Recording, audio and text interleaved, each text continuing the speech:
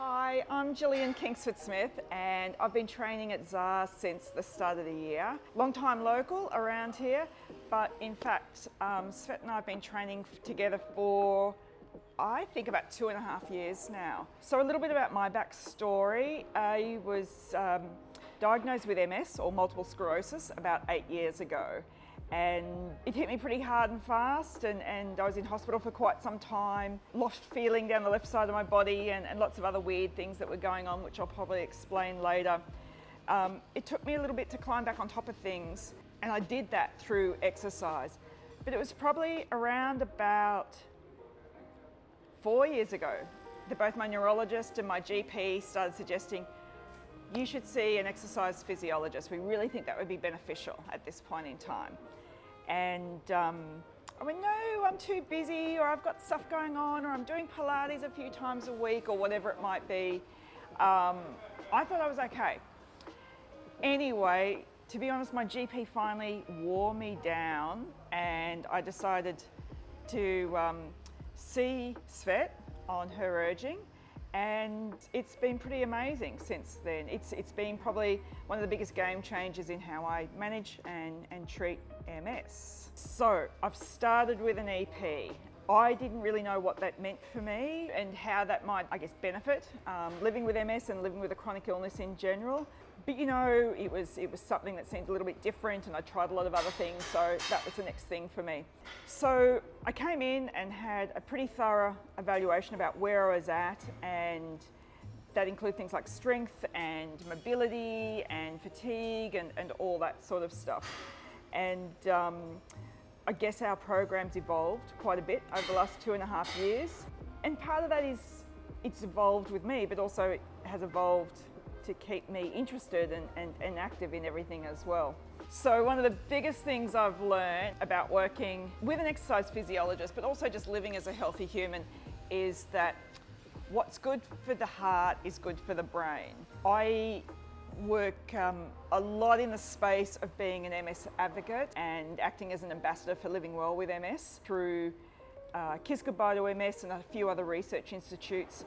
And there's so much great information and research coming out now about how we can overcome chronic illness through physical exercise and, again, living as healthy humans. I sat on this amazing panel about 2 weeks ago, and it was with this rock star neurologist out of the London School of Medicine and also one of our very own Australian neurologists. And they were both saying, it was an amazing line, time matters in brain health. So, as humans, I'm sorry to say, we all age, we all get older. And as you get older, you start losing brain mass volume. Now, that's a bit scary for me. I'm a writer by trade and have been a journalist for about 30 years. So I sort of need my brain to do what I love. But with MS, we tend to lose brain mass volume 7 times faster than most people. And again, I just don't want that to happen. There's all sorts of great things we can do to stop that happening. And again, whether you have MS, a chronic illness, or just want to live as a healthy human, exercise is one of the great lifestyle factors that we can incorporate into our life to stop us losing brain cells. There's a great book I'm reading called Atomic Habits by a guy called James Pearce. And he says if you can make 1% improvement every day, they are significant improvements across a lifetime. Exercise is exactly that.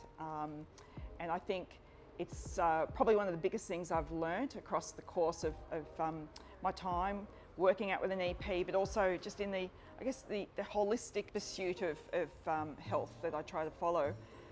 Just keep up that consistency, just little things every day, I think, can make the most monumental difference. Just keep pushing you towards being healthier every day and being able to overcome any of those obstacles and challenges a lot more easily. Mistakes. Okay, I've made a few. But as far as health and fitness mistakes, look, I think consistency, getting back to that message before of trying to maintain some really great consistency, that's the really big thing for me. And probably not discovering or not committing to exercise physiology soon enough.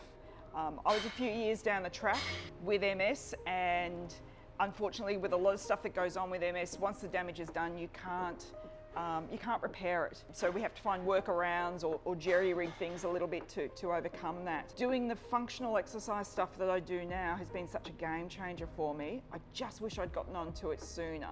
I was doing things, Pilates, which I still do, and I was walking, which I still do. But it's when you start putting everything together in a program that suits you and suits the things you need to address, I think that's where the magic happens. At least it did for me.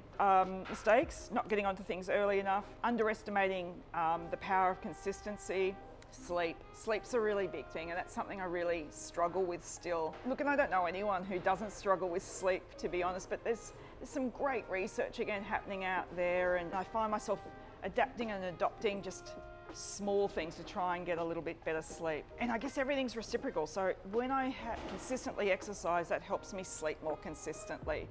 When I have a better diet, that helps me sleep more consistently. When I stress less, that helps me sleep more consistently.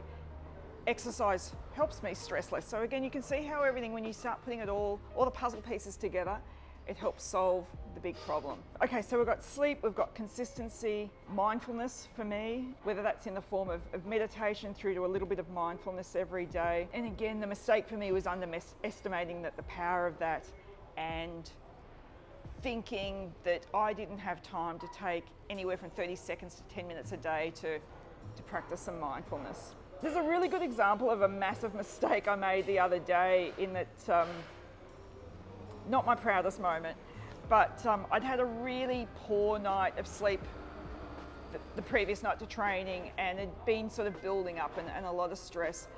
I walked down to the gym here.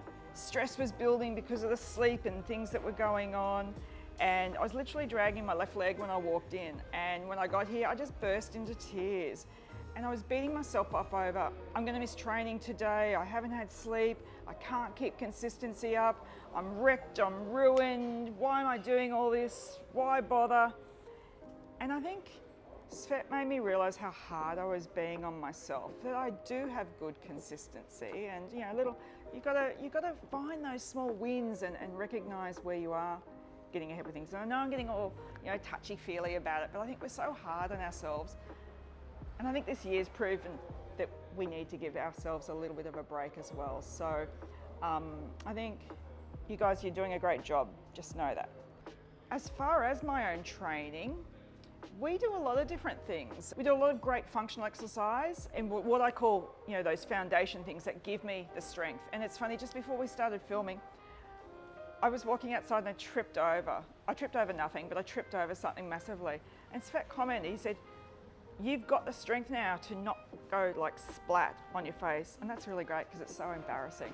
But yeah, I have the strength to hold myself quite upright. We do a lot of balance work. One of my major symptoms with MS is constant vertigo and dizziness, and also a lack of proprioception. So proprioception is where you can't quite work out, your spatial awareness and what's where. So I can see my left hand, but I can't quite work out where it is, if that makes sense. So the balance exercises that we do all contribute to that. And if you see me doing that in the gym, it's a lot like ninja training, but less stylish. But it's sort of fun. So it's me jumping around things, it's me trying to catch things, it's me laughing a lot because it really is quite ridiculous, but it does the trick. And another really big part of the training I do here at ZAR is, I guess, planning for things in my life. And by that I mean, if I'm going on a trip, we plan for where that trip's going to be and what the environment might be like. So when I spent a bit of time overseas last year, I knew I was going to cities that were incredibly crowded. Again, because I don't have spatial awareness and because I suffer a lot of vertigo, going through crowds, it just does massively weird things to my brain. So we did a lot more balance and vertigo drills, and even set myself a goal of going into Queen Street Mall a few times a week and just walking up and down through crowds. And again, it's just getting your brain used to those sorts of things. Usually I travel a lot for work, about every 10 days I'm down in Sydney or Melbourne, and so it's working out ways that I can maintain some form of exercise whilst I'm in a hotel, or working out what environments around me from the hotel to go walking or do some drills or whatever it might be. I think for me, it's the functional stuff I need, the stuff that I can relate to going, oh, I get why we're doing that. That makes sense, rather than just the, drop and do 20 push-ups, because that just, for me, isn't fun and I don't get it. But when we make it fun and relatable to my life, again, that's where I build up that consistency, which is fabulous.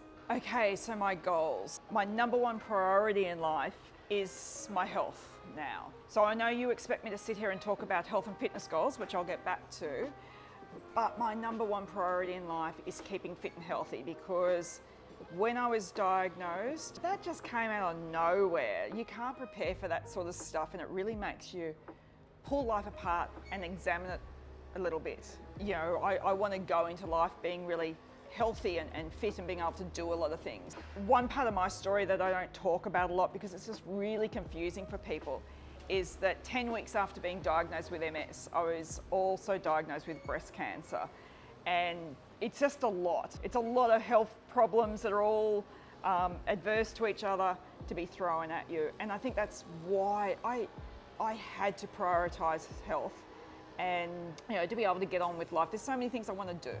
And it's changed me fundamentally as well, which is fabulous. The actual more granular goals of what I want to achieve with my training, I don't know, it sort of depends on what day of the week you ask me. If I'm having a bad MS day, I just want to train so I can sit here upright, because MS can get a bit yuck at times, but the exercise brings you joy, and it also brings you that functionality as well. But then on the other end of the scale, I just want to be able to do a range of activities and do them enjoyably. Exercise really helps with my fatigue management.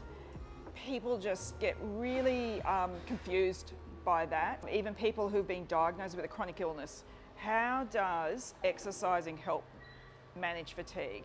I can tell you unequivocally, the more you exercise, the better you'll be able to manage your energy. And it gives you such great life force as well. So it's just a game changer when you get into that sort of stuff. I want to be stronger. I want to be able to walk around without looking like I have MS, which I think I largely do.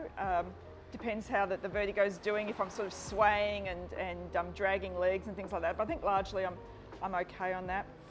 As far as goals going into next year, I think more of the same, and just living as an even healthier human. I think it would be so easy to let things slide by the wayside, given not just COVID, but as you get older, you want to kick back a bit and all that sort of stuff.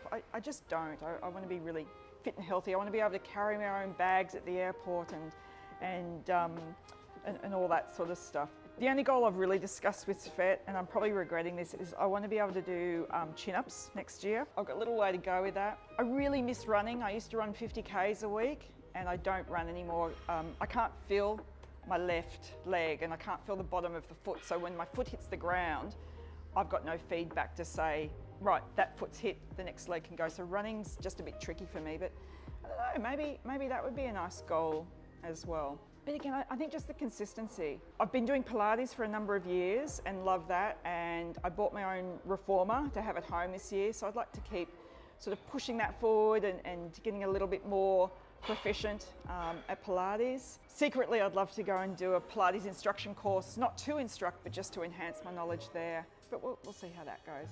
But I don't know, no real big lofty goals, just keep that consistency going and keep building on the health, I guess. Yeah. Okay, so the guys here suggested that I give you some tips, which the first tip is never take a tip from me, because seriously, I'm trying to figure it out as I go along. But I think if I was talking to anyone out there who had been diagnosed with a chronic illness or was trying to overcome a health challenge, or even had a family member that you're working with to improve their health, any time is soon enough to start. Like, just get into it. Don't be worried that you're going to be out of your depth or out of your league in anything. This is the big difference that I've found between an exercise physiologist to a personal trainer. And again, each to their own, you will find what you need at any given point. But for me, having that prescriptive exercise program through an EP, and such a fine EP as Svet, has just, I can't say it enough, it's been a game changer. I don't use a walking stick as much anymore, hardly ever in fact, because of that. But let me tell you, there's days I come in to train and the MS is just acting up or whatever. We work with that energy level, and that's why I say don't give up.